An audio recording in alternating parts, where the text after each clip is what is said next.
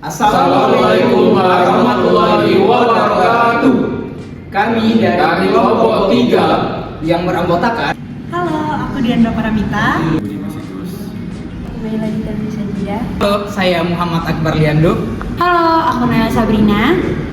Ahmad Rizky Kurniawan. Saya Setul Karim. Saya Akila Akbar. Halo, aku Kaila Ifazila. Nah, hari ini kami semua akan membahas kasus yang lagi happening dan viral saat ini di Indonesia. Kasus apa nih? Kasus maling rendang 200 kg Willy Salim. Selamat menonton. Enjoy. Guys, berapa lagi sih Idul Adha? Kayaknya bulan 6 sih. Oh, bulan 6. Bentar lagi dong. Bentar lagi dong. Idul Adha itu yang motong-motong itu. Iya, motong-motong. Iya. Kalau Idul Adha biasa Iya, kalian kurban. lauk apa sih lebarannya sama Rendang kayak sih, Idul Adha? Bang. Rendang. Iya. Misalnya dapat kambing sapi Oh, berarti jadi rendang. sama aja dong kayak Idul Fitri sama rendang gitu-gitu ya. Tapi bentar guys. Kalian lagi bahas rendang ya? Aku ingat sesuatu. Kenapa rendang? Tahu nggak sih rendang yang 200 kilo hilang itu? Maksudnya itu. Buset, banyak banget. Buset. Iya, 200 kilo. Di mana tuh? Di Palembang. Oh, iya. Tahu. Yang konten kreator itu loh. Iya, tahu ya. Gua kalau disebut itu. Boleh sih Iya. semuanya. Nggak apa-apa sih. W. Kita ngobrol. Iya. W. Inisial WS aja lah. Inisial WS. Warung stick. Warung stick. Gimana sih? Jadi Gimana? aku tuh ingetnya waktu itu pas mau Idul Fitri. Oh, Idul Fitri Itu kemarin. pas puasa. Oh, Idul Fitri kemarin. Yes. Iya. Itu mau buka puasa bersama kayak mukbang gitu. Mukbang. Satu gitu kualinya. Masak bersama ya? Iya, mau dibagiin ke warga Palembang. Terus singkat cerita itu tuh hilang rendangnya, diambil sama warga Palembang tapi karena kelalaian konten kreatornya dan warga Palembang juga dan aparat dan semua masyarakat di sana itu kena semprot sama netizen. Nah, jadi daripada kita gibah di sini, lebih baik kita bahas kasus ini. Boleh banget sih. Seru sih. Iya, boleh. Tapi kupas tuntasnya pakai teori kriminologi. Kriminologi itu challenging banget. Teori kriminologi. Kita lagi ngambil MK kriminal. Benar. Pas banget. Iya, boleh. Tapi waktu itu pas dijelasin teori kriminologi, aku tuh kurang paham teori apa aja. Mungkin sebelum ke teori kriminologi kita dengerin kronologi dulu. Kronologinya dulu deh, kita bahas dulu nih. Gimana kejadiannya tuh? Waktu itu aku baca kronologinya sama teman aku Dimas. Mungkin dia aja yang bisa ceritain. Oh ya, boleh dong Mas. Gimana sih ceritanya? Iya. Gini ya, sahabat-sahabat. Pada awal 2024 lalu, Iya. Willy Salim WS nih, tadi kan WS. Kesebut. Terus gimana? Willy Salim konten kreator yang terkenal dengan aksi sosialnya. Aksi sosial. Berencana apa? Dia menuju Palembang. Dia beragenda untuk membuat buka puasa bersama. Oh, dalam rangka bubar? Iya. Kirain makan-makan biasa. Terus gimana? Lokasinya di BKB, Benteng Kutub, besar. Rumah kau udah sih di BKB? Bukan. Lokasinya di BKB. Iya. Oh, wajar sih ya. Terus gimana? Jadi dia berencana membuat 200 kilo rendang daging sapi. Sapi lagi. Pada saat proses pembuatan, si Willy ini izin untuk ke toilet sebentar katanya. Setelah balik ke toilet, rendangnya sudah habis diambil oleh warga. Balik dari toilet ya? Tuh, kebayang nggak? Bentar banget kan hilangnya. Kayak cuma berapa jam gitu ya, balik lagi. Terus Gila sih. Iya, terus gimana? Jadi pas dia udah balik, rendangnya udah habis. Ada yang pakai panci, tangan kosong. Ih, gue dengar katanya dia yang pakai ember. Ada banget. Gila. Yang Bawa gayu mana juga ya? Gayu. Kayaknya ibu-ibu itu pakai ember. Oh, iya. Ada yang pakai kresek juga. Anjir. Ih, padahal itu juga belum matang nggak sih? Buset. Itu tuh belum matang dan belum matang ya. Oke. videonya viral banget itu. Soalnya kan chaos yang benar-benar kelihatan di depan kamera. Iya, kamu Sampai viral ya satu Indonesia. Iya. Kacau banget ya. Ih, bener banget. Soalnya setahu aku kemarin tuh abis di-up nih, kan di-up nih di sosial media, di TikTok gitu kan. Itu tuh langsung rame banget. Tapi ramenya itu dalam konteks negatif. Mana tau kan kalau misalnya udah di-up di TikTok, rame di Twitter, komenan Twitter tuh gimana sih bahasanya? Iya, kayak aduh harsh banget kan bahasa-bahasanya. Jadi abis di-update TikTok itu muncul nih julukan-julukan kayak, aduh apa ya, manggil-manggil orang Palembang tuh kayak kampungan lah, terus apa kerah, hama, segala macem gitu kan. Jadi reaksi sosialnya tuh menyebar luas dari lewat digital dan membuat apa ya, mata Palembang ini jelek gitu loh. Dan itu kan yang dilihat cuma warganya doang, sementara mereka tuh nggak tahu gitu loh sebenarnya itu tuh kenapa sih chaos itu bisa terjadi. Padahal tuh karena kayak event organizer-nya itu tuh nggak bagus gitu loh. Kenapa bisa ricuh ya, biasanya tuh warga-warga kayak gitu yang ngeliat gitu langsung kayak wah berbinar-binar gitu kan, apalagi orang yang butuh banget gitu kan. Jadi mereka tuh gak ngeliat di sisi dimana pas event ini diselenggarain yang ngaturnya itu nggak rapi gitu loh. Jadi harusnya kan mereka dibarisin, dikasih aba-aba kapan mulai ngambilnya, atau enggak aparat-aparat itu menjaga gitu kan, biar tertata rapi. Sementara yang dilihat masyarakat luar cuman orang Palembang rakus lah, bukan dari sisi kayak ya begitulah guys. Benar, ini tuh nyambung juga sama kesalahan dari event. Karena aku biasanya ngambil event ya. Masuk ke anak acara nih, yang acara abadi nih. Nih, aku tuh ada beberapa hal yang aku highlight dari kasus ini.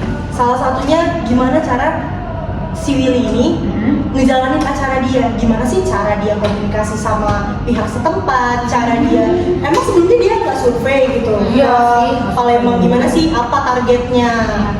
Terus juga menurut aku kalau misalnya hal-hal yang kayak gini tuh itu tuh kayak kurang persiapan banget. Sedangkan yang mau dimasak itu adalah rendang, yang mana pada saat puasa, pertama pas puasa tuh, yang kedua buat rendang itu nggak cuma sejam guys, itu lama banget, 8 jam ya? iya, bisa lagi 200 kilo kan? 200 kilo sih, 200 kilo Berarti kan. 8 kali 200. Nah, iya. 200 kilo, Masuk teori matematika ya. Terus gimana? 200 kilo dibikin dengan waktu segitu yang dari cuma jam 12 siang kalau nggak salah sampai mau buka kan menurut aku kayak nggak make sense aja gitu. Mepet banget sih, belum persiapannya. Iya, terus juga Makanya gak rapi gitu ya. dipikirin gitu loh, kayak human flow-nya gimana. Nah, human flow banget. Gimana? Human flow-nya tuh gimana loh? Itu tuh yang dibahas. Masuknya dari mana, ngantrinya di bagian mana, aparat itu jaganya di beberapa titik harus diperhatikan juga dari sisi itunya juga. Itu justru penting banget Itu kan, benar-benar malah. penting dan itu sangat krusial dan itu yang nggak ada. Harusnya mereka memang naruh beberapa titik kayak keamanan, harus ada yang memang manage crowd controlnya. Nah itu tuh udah nyalahin salah satu aspek dari event sendiri itu crowd control, dan dia nggak punya hal itu gitu. Jadi messed up gitu ya. Iya. Dan yang dilihat warga sosial lain kan cuma warga Palembang rakus gitu Iya. doang. Yang disalahin cuma Iya. itu. Tapi kalau kita berkaca lagi, ternyata di dalam Eventnya acara aja. ini banyak chaosnya. Chaos. Di dalam Iya. internalnya aja chaos banyak gitu. Gimana keluarnya kan eksternal Iya. masyarakat yang mau dibagiin. Jadi jatuhnya kayak fitnah ke masyarakat Iya. Palembang. Sebenarnya ada benernya tapi juga fitnah juga Iya, karena fitnah sebenarnya. rapi tadi. Nah, setuju banget sih kata Diandra tadi kan. Tapi ya, kasus ini tuh nyambung banget sama teorinya Anomi Emil itu. Udah masuk ke teori nih kita nih. Teori anomi. Teori Anomali. Anomi. Anomi dari siapa tadi? Emil Durkheim. Emil Durkheim. Iya. Oh, ingat. Siapa itu? Betul. Intinya dia bilang Intinya kalau norma sosial di masyarakat udah mulai blur atau bahkan menghilang, itu bakal gampang banget muncul perilaku nyeleneh alias deviant Perilaku nyeleneh kayak. Nah, di lokasi kejadian itu sebenarnya kelihatan banget chaosnya. Gak ada aturan yang jelas, Iya, tadi. gak ada sistemnya, apa gimana cara ngambilnya, kan? Iya benar. Semua serba random. Betul. Jadi wajar aja kalau orang di situ jadi bingung. Iyalah pasti. Norma sosial yang biasanya jadi kompas moral malah tiba-tiba hilang kayak ditabungi. Jadi orang yang menjalani hidup tanpa aturan dan tanpa norma gitu ya. Iya. Kayak ayam tanpa kepala. Iya. Oh, itu tadi teori Anomi tadi berarti mengenai perilaku. Iya, Berarti mereka mikirin diri sendiri mereka. Self-individual. Iya, tidak mikirin sekitar. Iya. Termasuk norma itu tadi dia Iya nggak mikir betul. ke arah norma. Jadi menghilang seketika. berarti karena tadi perilakunya tuh berubah ya, Iya. jadi kayak orang buas semua gitu ya. Oh, ada pemicunya tadi berarti kan emang. Iya, iya. Terjadinya anomi kondisi di mana masyarakat kehilangan arah, kayak nilai-nilai kayak tunggu giliran atau jangan ngambil Iya. sebelum waktunya itu hilang. Orang-orang nggak lagi mikir soal etika bareng-bareng, Udah gitu. tapi lebih ke survival mode. Oh, diri sendiri Iya kan ya. betul. Mereka ngelakuin apapun yang mereka anggap perlu kebutuhan mereka. Jadi terkesan kayak orang kelaparan. Iya betul. Itu tadi kan karena nggak ada ini ketentuan sama aturan yang jelas Iya. kan. Jadi warga juga bingung kan ini kapan ngambilnya mana sih? Benar, benar. Billy tadi main Intinya pergi tadi. aja kan. Jadi ya wajar aja sih kalau warga gitu kan. Iya. Kayaknya kalau kita di situ juga kita gitu juga. Iya kayaknya. Bisa jadi kepancing gitu kan. Iya apalagi setir kan. Iya. Mukanya aja udah orangnya kelaparan gitu lah. Oh. Tapi lo puasa kan? Ya puasa kan. Gak mungkin lah. Ya udah lanjut deh teori anomi. Iya, gimana caranya tadi? Dan ya itu semua karena sistem sosial yang harusnya jadi pegangan malah absen total di momen krusial itu. Gitu lah. Gitu ya. Mereka mikirin cuma diri sendiri, mereka nggak mikirin sekitar. Selfishnya Iya, keluar. Jadi kayak Teori anomi itu kayak gitu ya. Iya, iya, iya. Mumpung masak rame-rame dan gak ketahuan cuma nih ya. Ambil. Gitu. Gitu teori anomi. Terus ada lagi nih kayak tadi teori anomi Iya ya. betul. Setahu aku waktu itu aku belajar kriminologi, kayaknya ada teori labeling deh namanya. Iya, ada teori lagi. Labeling lagi. Nah, Oh, kayak pernah dengar deh. Gimana? teori labeling itu dari si ini. Aduh lupa lagi. Lupa. Apa? Lanjut aja. Aku lupa tapi pokoknya ada labeling itu. Tapi labeling itu bukan kayak labeling di produk. Kalian jangan nge-labeling Oh, aku produk. kira labeling harga bukan. Bukan. Oh, gimana sih? Jadi labeling itu gini, kan warga Palembang nih, awalnya nuntut si Willy Salim kan, karena kayak terlalu mendramatisir ini kejadian yang Yes. rendang di Mali ini kan. Nah terus booming ini kejadiannya, makanya netizen pada attentionnya ngeliat ini kan kasus Iya. maling rendang kan. Nah jadinya netizen langsung ngomongin kalau warga Palembang itu rakus, terus ada yang ngomong warga Palembang hama, terus ada yang ngomong warga Palembang itu apa ya kayak kerang. Iya, apalagi di komen ini. Udah mulai kelihatan. Parah sih. Harus banget. Sarkas. Iya. Nah, terus ya karena netizen komen kayak rakus, hama, kerang itu ya masuk contoh dari labeling. Oh, labeling itu kayak gitu. Jadi ini Oh, dibilang iya. kayak gitu padahal enggak kayak gitu gitu Iya. ya. Kan cap juluki kan sih? Dicap ya. Dicap gitu. Jadi sebenarnya warga Palembang itu kan nggak bersalah, tapi dicap negatif duluan Yes. sama netizen. Nah, itu namanya labeling. Oh, aku ingat labeling itu bukannya yang Howard Baker. Iya, Howard Baker kan? benar. Ingat nggak sih? Howard Iya, Baker. Howard Howard Baker. Tuh dia Iya. terkenal tuh Howard Baker sama teori-teorinya. Benar. Ini kan sempat dibahas guys pas pertemuan. Iya. Oh, iya. Ada teori labeling Bu Isma. Iya. Iya. Waktu itu aku dengarnya cuma teori anomali tadi. Anomi. Wait. Kalau setelah gue pikir-pikir sih ada yang lebih relate. Apa tuh? Ada lagi? Iya ada. Kalau gue belajar kemarin namanya kontrol sosial. Jadi tahu nggak kalian apa itu Itu teori kontrol Ini sosial? teori lagi. Iya, tahu nggak kalian? Iya. Sumpah lupa. Yang mana sih? Yang dari transmisi itu nah. Iya. Ya, jadi dia tuh mengenalkan bahwa masyarakat kalau tidak mempunyai ikatan sosial yang kuat, maka dia akan berbuat kriminal gitu. Kalau ada ikatan sosial atau social bonds gitu. Oh. Iya. Terus gimana? Jadi gini ya, misalnya kan masyarakat kan di sana kan ada namanya figur Iya. atau seperti Willy Salim kan, Iya. ya ada aparat kan yang menjaga. Nah yang harusnya menjaga masyarakat dalam acara tersebut, Iya. yang mengkontrol lah ya. Betul. Iya betul. Nah tapi di saat acara tersebut kan Willy Salim tidak menjadi figur yang baik gitu. Nah sama siapa aparat polisinya kan? Aparatnya tadi. Iya. sama Makanya kontrol sosial ini berjalan gitu. Jadi ikatan sosialnya kurang. Iya. Iya, manage acaranya kurang juga itu manage. Iya. karena nggak terlalu memanage Iya, gitu ya, iya. karena acuh, Iya. udah kontroversial itu ya. karena ikatannya kurang kuat gitu ya, ikatan sosialnya.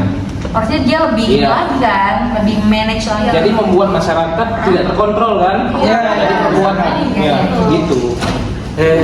Tapi ini udah masuk ke aspek hukum loh. Iya dong. Ada apa? Bisa juga. Iya, jadi Menarik. jadi setelah video itu viral, muncullah laporan polisi dari warga. Nah, mereka menuduh bahwasanya Willy Salim itu memprovokatif dan mempermalukan suatu daerah tersebut. Oh, masuk ke situ juga. Iya. Dari warga Palembangnya. Sama juga ini udah kena pasalnya. iya. Ada kasusnya ke pasal ayat pasal 28 ayat 2 Undang-Undang ITE. Oh, masuk ke situ ya. Ya, tentang Oh, undang-undang ITE. Masuk jadi ke medsos ya. ya media sosial. Jadi setelah video itu viral, banyak warga-warga ini berpikiran bahwasannya Palembang itu kayak yang udah dibilang tadi, Iya. kayak mereka ngatain Palembang keras, aman gitu. Jadi padahal kita lihat video itu cuma sebagai dokumentasi aja gitu. Iya sih. Sampai jadi mereka tuh bikin laporan gitu ya, karena Iya, laporan. si WS ini tersangka juga bisa masuk kayak memalukan kita gitu kan, Iya, benar, sebagai warga benar. Palembang, kayak ngebuat kita tuh kayak seakan-akan pasti jelek banget di mata warga masyarakat lainnya gitu kan. Iya. Benar. Terus juga kalau nggak salah aku lihat di berita, selain dari ada salah satu influencer yang ngelapor ke kepolisian, si Willy Salim ini juga di blacklist dari kerajaan Sriwijaya. Oh, kerajaan Sriwijaya. Anjir kok bisa ya? Lucu banget lagi. Kerajaan. Kayaknya gue tahu. Kenapa? Kerajaan itu nggak terima Palembang dicap. Yang bilang lo tadi. Labeling tadi. Iya. Kan ya kita aja pasti di sosmed gak enak banget gak sih ngeliat orang-orang kolom komen, oh pantesan orang Palembang gitu loh, nyangkutinnya lagi ke Palembang, jadi terlebar bahwa Palembang tuh jelek banget, kayak kampungan, Iya kayak kerapos gitu ya. iya gimana kayak gitu, oh my god. Jadi setelah aku dengerin semua yang kalian omongin, kita bisa ngambil kesimpulan ternyata niat baik tuh nggak selalu baik ya, ya. nggak selalu baik. Iya. Harus ada juga manage yang baik juga dari acara itu kan. Mungkin niatnya udah baik gitu ya, Iya. tapi nggak tahu lapangan ini gimana. Iya. Mungkin dia masih pemula nggak sih buat gitu? Iya tadi kan kata dia kan dia belum punya pengalaman. Iya, betul. Iya plagiat ya yang sama yang. Ikutin Oh, yang itu ya. Tapi kan niatnya buat baik. Ya nggak apa-apa sih, nggak apa-apa. Apa? Ya kita jangan gibah dong, ini teori dong. Gimana kesimpulannya gimana? Kesimpulan tuh yang aku tarik sih Iya. intinya Heeh. niat baik itu aja nggak cukup, tapi manage semuanya dari keseluruhan itu harus juga di manage dengan baik. Iya. Dari aparat dan juga yang figur yang buat acara juga harus Siap ya. siap ya. Sama-sama ngerjainnya tuh dengan benar gitu ya. Iya. Siap, boleh. Oke, terus. Udah nih. Iya, itu aja sih. Berarti banyak juga ya teori yang bisa dikaitin Iya. tadi. Apa aja tadi? Teori anomi, teori teori, sama Kontrol sosial. sama masuk ke aspek hukum. Wow. Ternyata ini bukan banyak drama doang kasusnya, tapi banyak teori juga. Iya. Kita bisa ngambil ilmu juga sebenarnya. Nggak cuma ngomong-ngomong Ya, doang. mungkin kita bisa beda sama netizen kan Iya. berpikir negatif. Iya, langsung ke negatifnya aja. Berpikir positif. Jadi Biar kayak kita podcast nih. Iya. Biar pandangannya luas kan. Karena kita anak hukum, enggak dong. Masa cuma aja doang. Harus tahu. Dan juga kan kita bentar lagi UAS kiberino. Iya, makanya. Dan kita bisa belajar. Betul banget. Kan bentar lama lagi ya. Iya, bentar lagi ya. Semangat ya. Tapi at least gue udah paham nih tadi berarti teori anomi, labeling, sama Oke, sama aspek hukumnya. Boleh. Keren nih discuss kali ini. Oke, kalau gitu gue cabut dulu ya guys. Oh, iya. Nggak apa-apa ya. Nanti kita ngomong lagi deh. Terima kasih discussnya. See you. Bye-bye. Oke, sekian pembahasan tentang kasus yang lagi happening. Apa sih itu tadi? Kasus maling dan Willy Salim. Semoga bermanfaat. Thank you for watching. Terima kasih. Wassalamualaikum warahmatullahi wabarakatuh. See you.